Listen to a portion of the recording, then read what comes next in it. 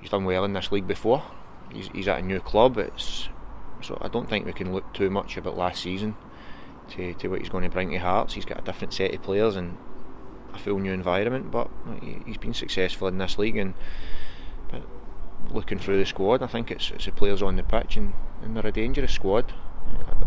They can chop and change. They've got a lot of good players, as do we. So no, it's going to be a good game. How important is it for Dundee to start well in this league and get as many points on the board as it possibly can? The important thing is the consistency throughout the full season. I believe last season that let us down on 4 different occasions. From three or 4 different occasions we went in really poor runs.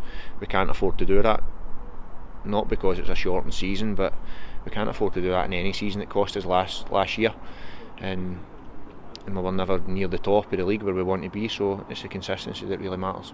Do you feel that the additions that you've made during this close season will put you in a better sort of stance to complete that consistency and continue with it? Yeah, I believe we're over a year now into the job as well. Our ideas are getting across to the players what we're trying to do. It's now completely our squad, which again, we've added quality over the summer. We've added players we wanted to bring in. So yeah, that'll all help, but we just need to keep working hard, keep the repetition of what we're trying to do and the beliefs in what we're trying to bring to the club. And no, we're pleased where we are at the minute. And again, the positives that came out of the game at Brora the other night, what were they for yourselves? A clean sheet and a win. We needed two victories in those first 2 games. The Betfred Cup's an important competition to us, so we needed that. The 4-1 we got by default, but going up to Brora, it wasn't an easy game. I didn't just say that through the week because I was trying to make my players feel that. I seen them at Easter Road. We'd seen the problems they caused Hibs, the problems they caused Morton last year, Cove last year. So we knew it was a dangerous one. We were really professional in the game. Some minutes again for Jordan Marshall get minutes, Danny Mullen get minutes. And as I say, look, we made 5 changes. It was professional. We got out with a clean sheet and the win. Last one, how's the squad looking for the trip on Friday night? Yeah, very good. I say Jakubiak, it's just a wee bit behind, but we never know. We'll see how he develops tomorrow and Thursday for Friday. But no, everybody else is healthy. You've had the first competitive game, obviously, on Saturday there. Good victory. How different was it to run out into a park with nobody there?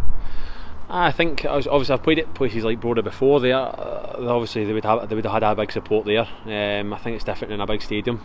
But as I say, we have played friendlies and that, and I have used to playing closed doors games. So these things you can adapt to. It is obviously a bit different on a match day. I think it'll be different. We'll know a big difference when you go to Tynecastle on Friday night, and it'll be empty. But as I say, boys are used to playing closed doors games and friendlies and stuff like that. So I think it is one you can adapt to pretty quick. It's not the same without your fans there in the atmosphere. But as I say, everybody's on the same boat, and we just need to adapt to it. What are you expecting when you go to Tynecastle on Friday night? Expecting a good game. Obviously played against Robbie Nielsen's teams before. We know what we expect. I say Tynecastle one of my favourite places to go and play. I think a lot of boys are that. So no, it's one the boys are looking forward to. It's a good.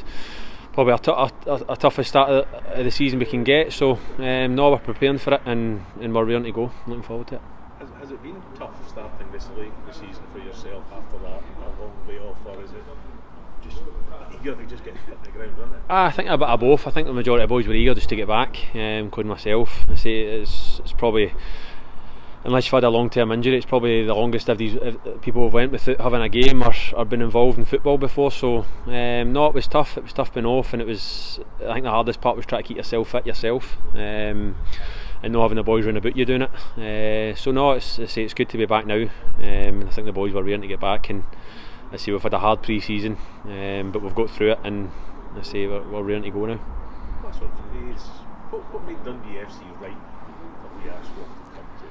I think a big part of it was the manager, to be honest. When I spoke to him on the phone, obviously through lockdown I wasn't sure what was happening. I think a lot of boys are in the same boat. I think some boys still are in the same. It's a horrible situation. So, but no, I spoke to the manager on the phone a few times, and I knew he was eager to get me here. And the way he spoke about the club and the way he does things just appealed to me. So I was lucky enough to have a few options, but as soon as I spoke to the gaffer and I knew he was eager to get things done, and things seemed to move along pretty quick and we got it done sharp. So no, I think the manager was a big part in me coming here, and obviously playing against the boys last year. I know the ambitions of the club is to get back to the top, so no, but I hopefully will come here and be a part of that.